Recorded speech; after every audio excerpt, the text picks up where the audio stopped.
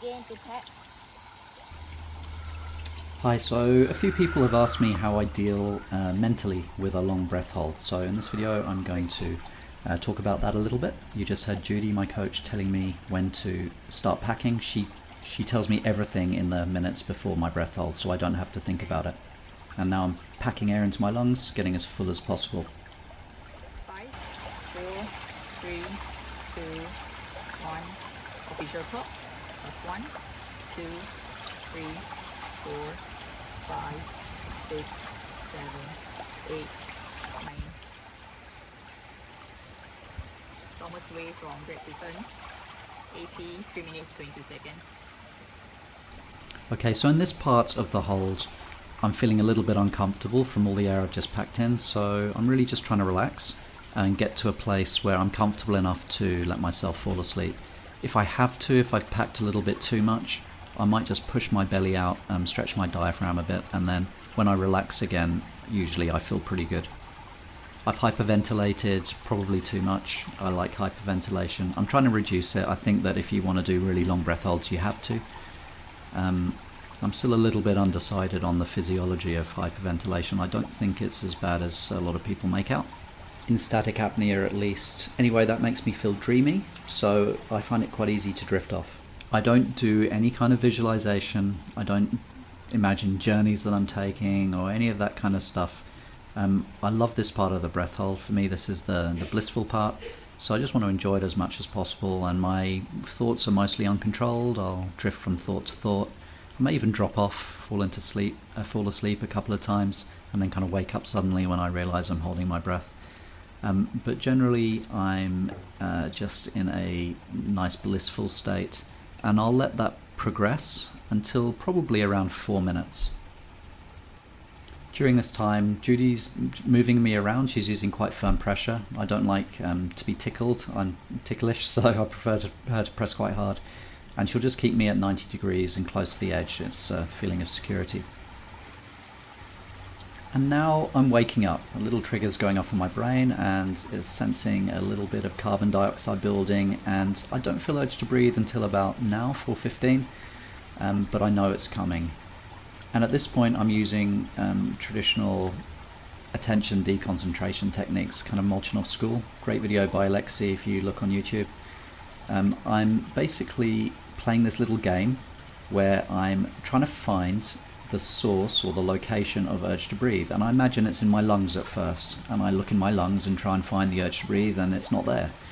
And then I might look in my neck or in my brain, and I can't find it anywhere. And as I'm thinking this, I'm trying to search it out, the feeling of urge to breathe slowly slips away, and I kind of start to feel that it's not part of me. I'm just observing it moving like a cloud through my body.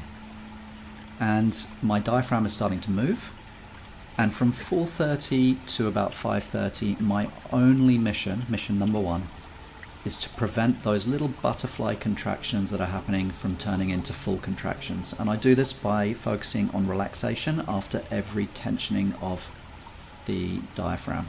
So the diaphragm will tense, and then I focus on relaxing all of my breathing muscles and just preventing them mentally from turning into big contractions. 5:30. But at around 5:30, I can't do this anymore. I'm not mentally strong enough, so I have my first big contraction, and then mission number 2 starts. And mission number 2 is to, 5:45. over the next minute, prevent myself from having more than 10 contractions. And I do this by setting up a waltz. It's kind of a 3-beat dance like a waltz. So I'll have 1 big contraction, and then I will physically block the next 2 contractions using physical blocking techniques that you'll learn if you go and study with Florian. So I'll block 2, and then I'll let 1 contraction come.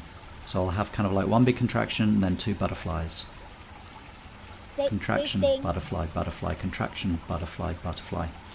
And doing this, I can reduce my contractions down to about 2 to 3 every 15 seconds. And Judy, you'll hear, is telling me the time every 15 seconds. She does this after I signal my first contraction. At some point, I can't continue blocking. It's becoming too strenuous. Usually I can maintain this till about 7 minutes, but I'm struggling. I've already got some hands up. I would 6:45. normally like to keep my hands down till about 7. So I'm entering the fighting stage, and now I have to play games to Almost. distract myself. So I might drop a Almost. hand, No. raise the hand, that's 15 seconds gone. Drop the other hand, raise it again, 7 that's 30 seconds gone. Eyes open. Judy's starting to test me, test my Ready to consciousness. stand She's up. asking me to raise a left finger, raise a right finger. I think this is important to stay Left. focused. 7:10. And my body language is not looking great. Down Normally I wouldn't want to 15. be in this kind of fighting pose. No split off. I'm if you stretching want. out. I wouldn't want to be doing this for another 20 or 30 seconds at 7:20. least. Left. But Left. I'm just trying to distract myself. I know I'm good 7:20 for right. the time. I've been doing Left. great holds in practice. 7:30 right. So I'm kind of just waiting it out. Come closer to the left. Come closer And to the now left. all I'm thinking about is my first recovery breath. 7:40. So for the last 10 seconds, I'm just thinking particularly Almost of the first inhalation. 45. As soon as I open my glottis, all the air's going to continue, rush right? out. And then I need to get air in as quickly as Right. possible. Inhale. Stand up. Stand up. Breathe. Fine. I'm okay. You'll hear that my exhalations have got a shh, they're resistive. That's just to maintain a bit of pulmonary pressure, to prevent the air pressure in my lungs from decreasing really suddenly and affecting my blood pressure. I'm pretty high. Pressure's been okay. And I know that's gone pretty well. I say I'm feeling a bit high, I'm a bit hypoxic, but not too bad. I had another 10 seconds, I reckon. 7:50 white card. And it's a white card.